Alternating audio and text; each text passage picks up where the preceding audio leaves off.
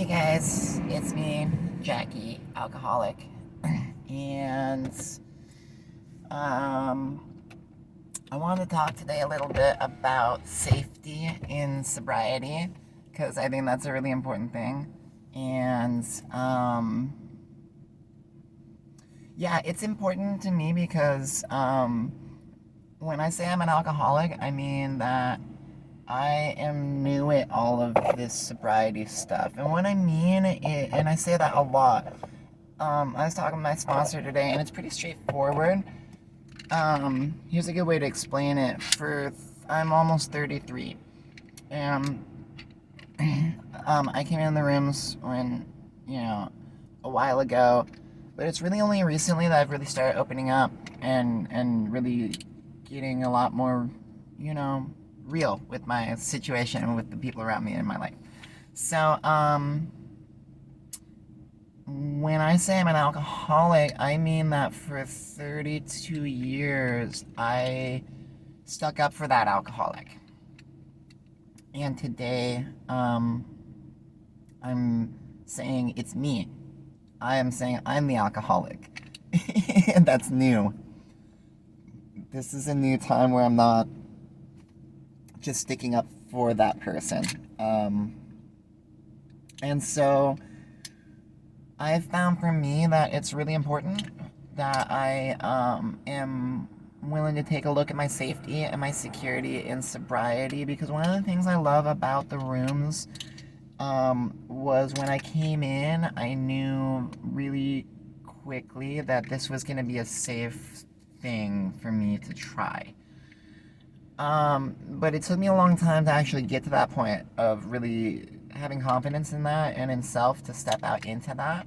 And so, um, this time through, I know I came out of a lot of really hard things and a lot of dangerous situations. And some of those people can relate to and some can't.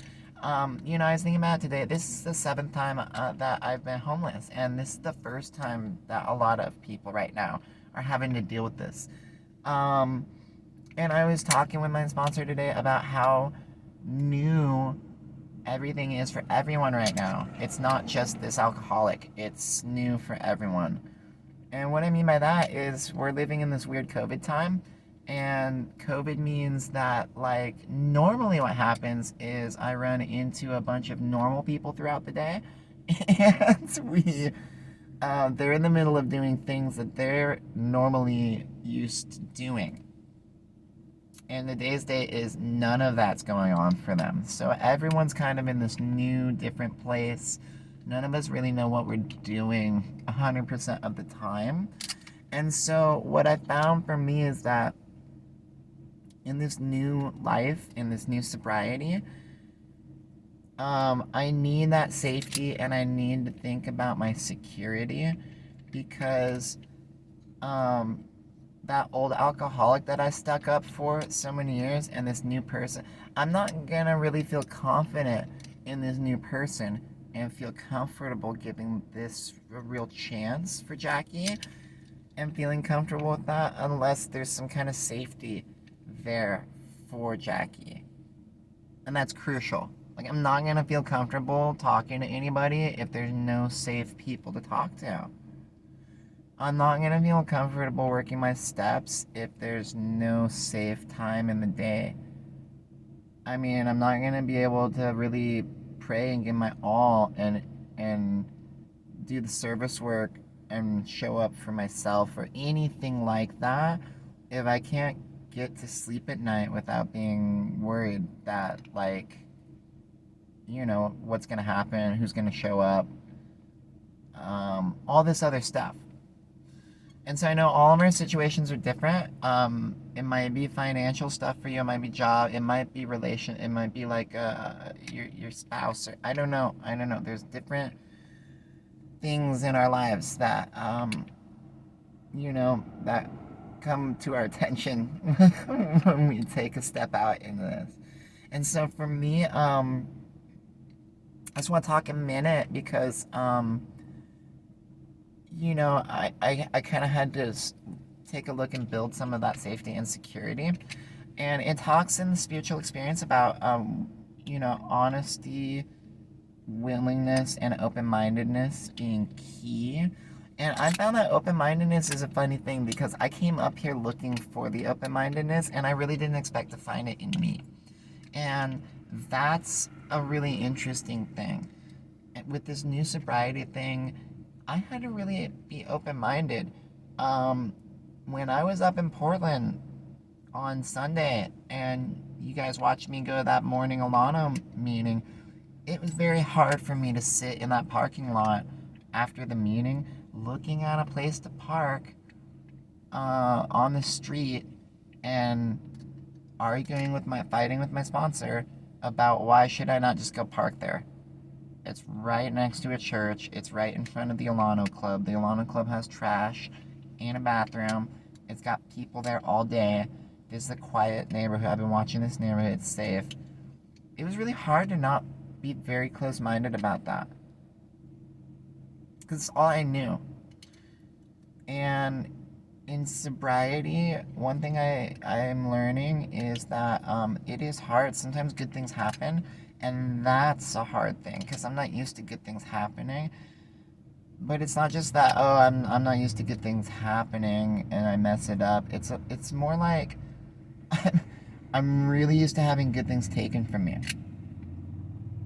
So it's hard for this alcoholic to get used to a house because I've had so many houses taken from me. Like I said, this is the 7th time that I've been homeless. So it's not so easy for me to just relax and be like, oh, okay, I feel super confident with this. People in my life. There's people that I've had in my life that I've been close with up to the very end, and at the very end, I didn't get to spend that last time with them. And that was taken from me. And so when I look at all these things that I'm really afraid and close-minded about embracing, it's really a lot to do with the times that it got taken from me, and I'm so used to that. And sometimes it's easier to stay with what's familiar. And so today's day is Jackie's sobriety involves being safe and being around her family that cares about her and loves her. And so that's new. And so, I don't know, sometimes that's really overwhelming. You have to start small. I went out to a campsite at a sponsor suggestion. That's not even true. First, I had to call people. I had to get safe people in my life on the phone every day. That took like 2 weeks of me. I was still drunk the first week. I hadn't taken a drink. And I had to stay on the phone with people. And I stay connected. And I couldn't wander off. Because I was going to lose them if I did that. Okay? And then after 2 weeks ago, these meetings and listening to these people, I don't understand why I'm here. And every night I'm fucking terrified because it's really not working for me. I had enough. I had listened to a suggestion. And the suggestion was, let's go to Florence and let's get a campsite. And let's just take a minute and take a load off and breathe for a second. Okay? And as soon as I did that, I realized this is not going to work for Jackie. Excuse me, I do know what's going on, please. This is not working. And so I really had to try and do some things different, and that didn't happen immediately. The first thing I had to do was leave everything I knew behind. That's not very safe. That's not, and then I had to be safe in that. And I had to look at my surroundings and be aware and ask myself some questions. Where am I trying to get to? Okay, what's going on around me? What's gonna make me feel safe tonight? What will it take for Jackie to be able to look around and feel secure, and the dogs have security, and we have a bathroom, food, water, and nobody's gonna come up to us in the middle of the night so I can get some sleep after I do some journaling and get to my morning meeting. Okay, and it took doing things I don't normally do. I was waking up at 3 or 4 in the morning to drive to actually wake up and do stuff. I don't normally wake up that early, but I had to do whatever it took. And I had to do that safely and build and not go backwards on it and keep baby stepping forwards and not knowing what that was going to look like.